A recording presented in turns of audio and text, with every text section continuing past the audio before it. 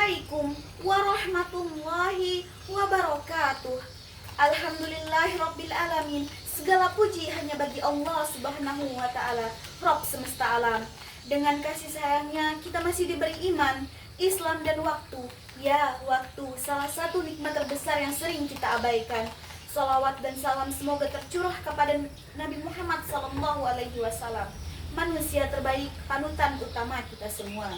Teman-teman mahasiswa-mahasiswi yang dirahmati oleh Allah Subhanahu wa taala, hari ini saya mengajak teman-teman semua, termasuk diri saya, untuk merenung. Topik kali ini adalah sholat tepat waktu. Sederhana bukan? Tapi justru karena terlalu sederhana, kita sering mengabaikannya dan menganggapnya sepele. Padahal sholat tepat waktu adalah pilar keimanan, barometer kedekatan kita dengan Allah, bahkan bisa menjadi indikator keberhasilan hidup kita. Dalil dan dasar perintah. Allah Subhanahu wa taala berfirman dalam Quran surah An-Nisa ayat 103, Mauqon takitaban mu'minina ala kanat sholatan in. Sesungguhnya salat adalah kewajiban yang telah ditentukan waktunya atas orang-orang yang beriman. Jadi bukan hanya salat itu wajib, tapi juga waktunya ditentukan. Artinya keterlambatan bukan sekedar kurang sopan, tapi bentuk pelanggaran terhadap ketetapan Allah. Kalau Allah sudah menetapkan jam 12 untuk zuhur, kenapa kita merasa sah-sah saja untuk melaksanakannya jam 3 sore? Rasulullah SAW juga bersabda, salat adalah tiang agama, barang siapa menegakkannya, maka ia menegakkan agama, barang siapa meninggalkannya, maka ia meruntuhkan agama. Dan saat ditanya oleh sahabat Abdullah bin Mas'ud, amalan apa yang paling dicintai oleh Allah? Rasul menjawab, salat pada waktunya. Hadis riwayat Bukhari dan Muslim. Kenapa tepat waktu itu penting? Kita sering disiplin terhadap hal duniawi, deadline tugas, jam masuk kelas, jam ujian, atau bahkan rela bangun pagi demi seminar, kerja part-time, atau hunting tiket murah. Tapi giliran azan berkumandang, tunggu dulu ya Allah, aku masih scroll TikTok. Tunggu sebentar ya Allah, lagi nonton drama Korea seru banget nih. Padahal Allah tidak pernah menunda detak jantung kita, tidak pernah telat memberi nafas, rezeki, atau matahari pagi. Salat bukan sekedar gerakan, salat bukan hanya kewajiban, ia adalah undangan eksklusif dari Allah. Kita punya 5 janji temu pada Tuhan setiap hari. Tapi seringkali kita menjadi hamba yang tidak datang tepat waktu ke janji tersebut. Teman-teman coba renungkan, kalau kita janji bertemu dengan dosen pembimbing jam 10 pagi, apa kita datang jam 11 pagi? Tentu tidak, kita tahu konsekuensinya. Lalu kenapa dengan Allah kita santai saja? Apa sih yang membuat kita menunda sholat? Terkadang hal-hal yang membuat kita menunda sholat adalah merasa waktu masih panjang, lebih takut terlambat mengumpulkan tugas daripada sholat, belum menjadikan Allah prioritas. Selanjutnya saya akan menjelaskan manfaat tentang sholat tepat waktu. Yang pertama, melatih kedisiplinan diri kita. Yang kedua, menjaga diri dari dosa. Yang ketiga, menjadi bukti keimanan sejati. Dan yang keempat, membawa ketenangan jiwa. Sedikit ada kisah inspiratif singkat. Ada seorang mahasiswa teknik yang aktif berorganisasi, tugasnya menumpuk, sampai pernah berpikir, sholatnya nanti aja deh yang harus dikerjakan. Sampai suatu hari ia terlambat datang ke masjid. Saat sampai, iqamah sudah berkumandang. Dia merasa malu. Hari itu dia bertekad, mulai hari ini sholat jadi prioritas utamaku. Apa yang terjadi? Dia merasa waktunya lebih berkah, tugas-tugas lebih cepat selesai, mentalnya tenang, hubungan sosial membaik. Ternyata Allah benar-benar menepati janjinya saat kita menepati sholat. Sekian ceramah dari saya, penutupnya marilah kita berdoa bersama-sama. Ya Allah, bimbing kami agar senantiasa menjaga waktu sholat. Jadikan kami hamba-Mu yang mencintai sujud. Beri kami kekuatan untuk meletakkan dunia demi mengutamakan akhirat. Jangan Engkau cabut nyawa kami kecuali dalam keadaan hati yang memperjuangkan perjumpaan denganmu.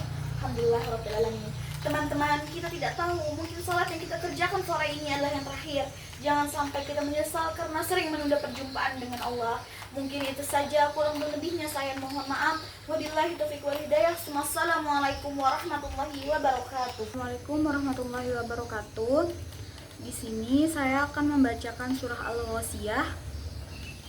A'udzubillahi minasyaitonirrajim. Bismillahirrahmanirrahim. Hal ataka hadithul ghashiyah wujuhu yawma'idin khasiyah amilatun nasibah tasla naran hamiyah tusqa min ainin aniyah laisa lahum ta'amun illa min dur la yusminu wa la yughni min ju' wujuhu yawma'idin na'imah lisa lisa lisa'iha radiyah fi jannatin aliyah la tasma'u fiha laghiyah fiha aynun jariyah fiha sururun marfu'ah wa akwabun ma'dunah wa namariqu masfufah wa zarabiyu mabsusah ala yanzuruna ilal ibi kaifa khuliqat wa ilas samai kaifa rufi'at wa ila jibali kaifu nusi'at wa ilal ardi kaifa sutihat fazakir innama anta muzakkir lasta alaihim bimushaitir illa man tawalla wa kafar fayu'azzibu buhumllahul azabal akbar inna ilaina iyabahum summa inna alaina hisabahum. Shadaqallahul azim. Saya akan membacakan surah Al-A'la. A'udzubillahi minasyaitonirrajim. Bismillahirrahmanirrahim. Sabbihisma rabbikal a'la alladzi khalaqa fasawwa wallazi qaddara fahada wallazi akhrajal mar'a faja'alahu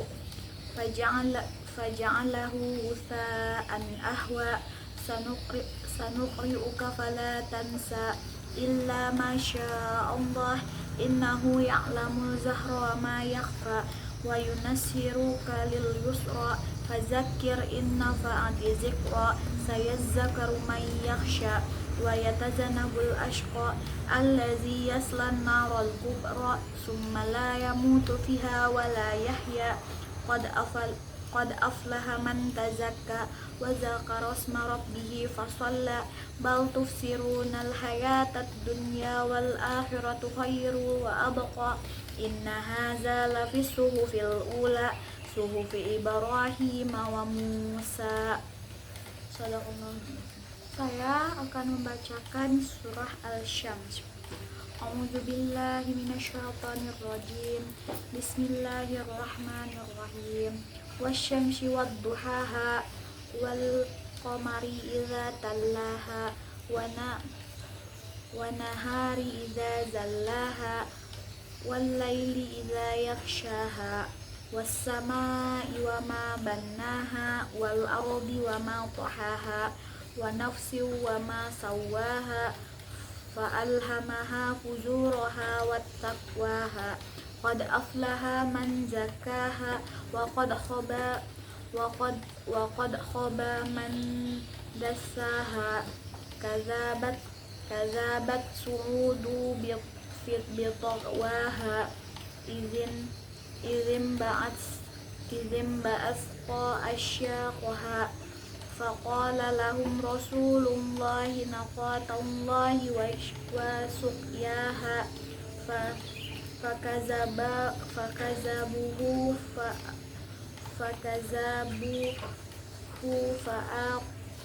fa'aqaruha fadamdama alaihim rabbuhum bizambihim fasawwaha wala yakhafu uqbaha. Shadaqallahu. Assalamualaikum warahmatullahi wabarakatuh. Di sini saya akan menjelaskan akikah. Akikah adalah salah satu tradisi dalam Islam yang dilakukan untuk merayakan kelahiran bayi. Berikut beberapa hal penting tentang akikah. Yang pertama, pengertian akikah. Akikah adalah penyembelihan hewan Akikah adalah penyembelihan hewan, kambing atau sapi sebagai bentuk syukur dan rasa terima kasih kepada Allah Subhanahu wa taala atas kelahiran bayi. Tujuan akikah menyambut kelahiran bayi dan membersihkan dosa bayi. Yang ketiga, cara melakukan akikah. Penyembelihan hewan, akikah dilakukan dengan menyembelih hewan, kambing atau sapi yang sehat dan sesuai dengan syariat Islam. Yang kedua, pembagian daging. Daging hewan akikah dibagikan kepada keluarga, tetangga, dan orang-orang yang membutuhkan. Hukum akikah. Akikah hukumnya sunnah, artinya tidak wajib tetapi sangat dianjurkan untuk dilakukan. Keutamaan akikah mendapatkan pahala dan membangun hubungan sosial.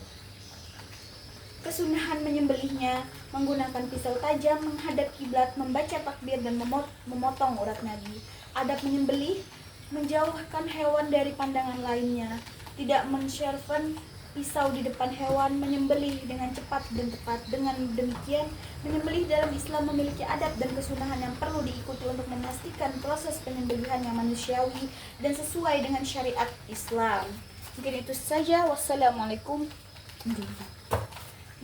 saja. Wassalamualaikum warahmatullahi wabarakatuh.